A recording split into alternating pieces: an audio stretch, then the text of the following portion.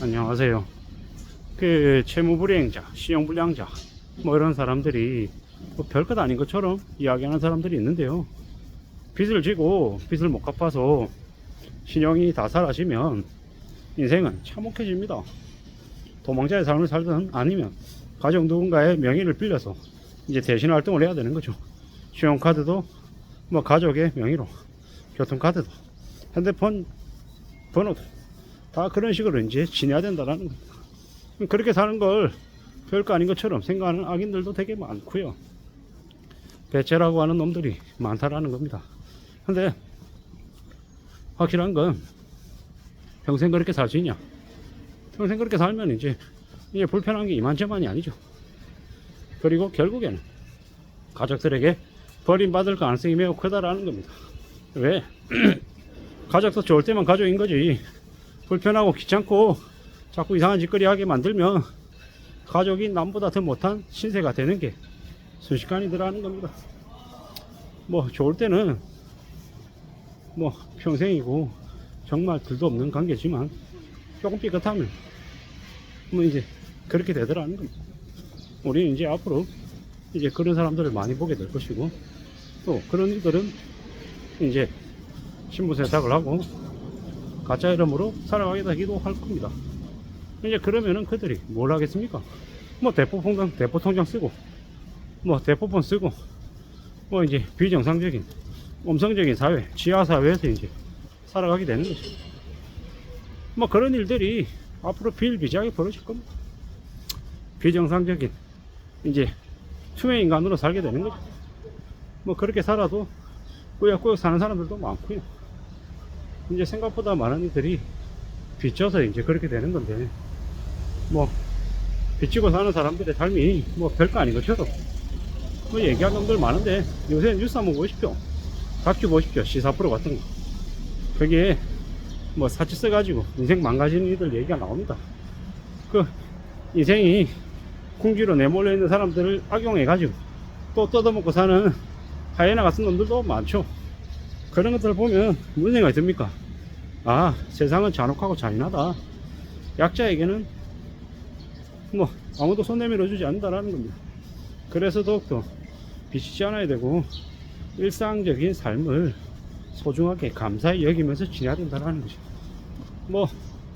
그냥 가족들끼리 모여서 저녁에 밥 먹고 같이 웃고 떠들고 차 마시고 이러는 게 별거 아닌 것처럼 얘기하지만, 빚쟁이들의 가족은, 빚진 사람들, 비정상적인 가족, 삶이 안정적이지 못한 가족들에게는 그런 모습은 꿈도 꾸지 못한 이야기가 되는 거죠.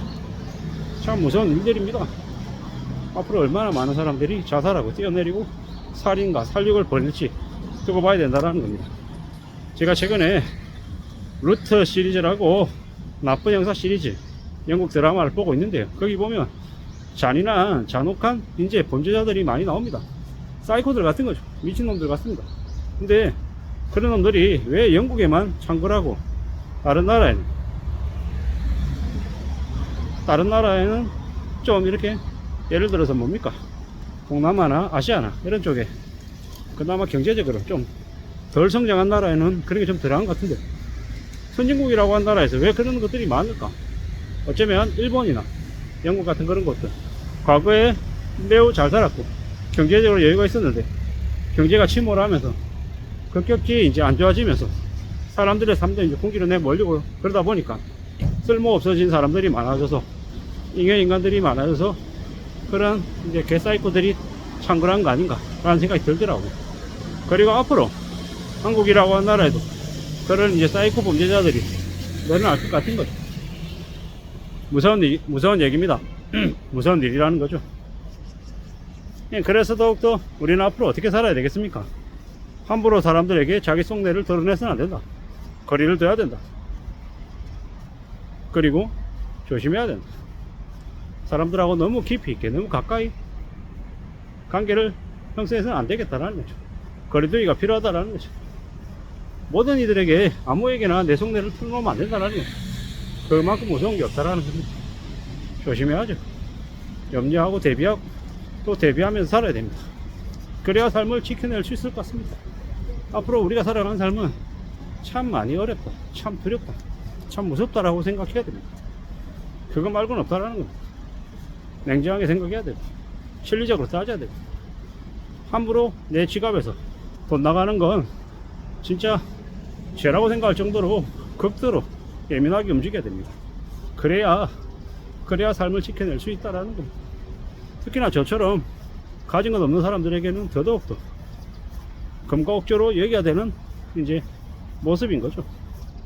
함부로 까불고 함부로 설치고 함부로 욕심부리고 지내면 안 되더라는 겁니다. 그렇게 지내다가 가량비 없어진다고 빚지고 카드값 쌓이고 마이너스 통장 이제 마이너스 금액이 늘어나면 그러면 이제 인생이 나락으로 떨어지는 거죠. 가진 것도 없는데 자식들 교육시킨다고 마이너스 대출 5천만원 1억 2억 받아서 애들 가르치는데 뭐 자식들 취직 제대로 못하고 취업준비생으로 방구들 끌고 있으면 어떻게 됩니까? 그냥 깝깝해지는 거죠. 그게 뭔가 싶은 거죠. 자기들 잘 되게 할 거라고 유학 보냈는데 유학 보내서 1년에 7천만원 8천만원 1억씩 들였는데 아이 둘 해가지고 7, 8억 들였는데 나와가지고 빈둥빈둥거리고 놀고 있다 그러면 깝깝하지 않겠습니까? 그런 걸 보면 참 균형 잡힌 삶을 살아야 되는 거구나. 그리고 또 조심해야 되는구나. 사람 관계도 조심해야 되고 그리고 내 노후를 생각하지 않고 자식들에게 너무 올인하는 것도 위험한 거구나. 참 요즘은 따져봐야 될 것들, 고려해야 될 것들, 조심해야 될 것들이 너무 많은 시대인 것 같습니다. 그래서 더 조심하고 더 염려해야 될 것 같고 더 두려워하고 더 뭐든 아등바등 악착까지 잘 챙겨야 될 것 같다 라는 생각을 해봅니다. 살아간 삶이 참으로 힘들고 참으로 어렵다 라는 생각을 더더욱 해봅니다. 누가 뭐라 해도 나의 삶을 내 모습을 잘 유지하기 위해서는 어떻게 해야 된다? 차근차근 안전하게 잘 지낼 공이 한 걸음 두 걸음 차근차근 나아갈 생각을 해야 될 것 같습니다. 그래야 뭐든 이뤄낼 수 있을 것 같다라는 겁니다. 수술하고 뭐가 안 잡히는 것 같지만 그래도 확실한 건 뭐다? 좀 더 조심하고 좀 더 착실하게 차근차근 움직이고 함부로 내 속내를 다 드러내지 않고 모든 것 너무 올인하는 건 매우 위험하다. 나눠야 된다. 최대한 손실을 입지 않기 위해서 조심해야 되겠다. 그리고 노도 잘 준비해야 될 것 같고 자식 교육이든 뭐든 그것도 잘 균형감 있게 잘 챙겨 나가야 될 것 같다. 그래야 인생이 순식간에 몰라가는 걸 막을 수 있을 것 같습니다. 이상입니다.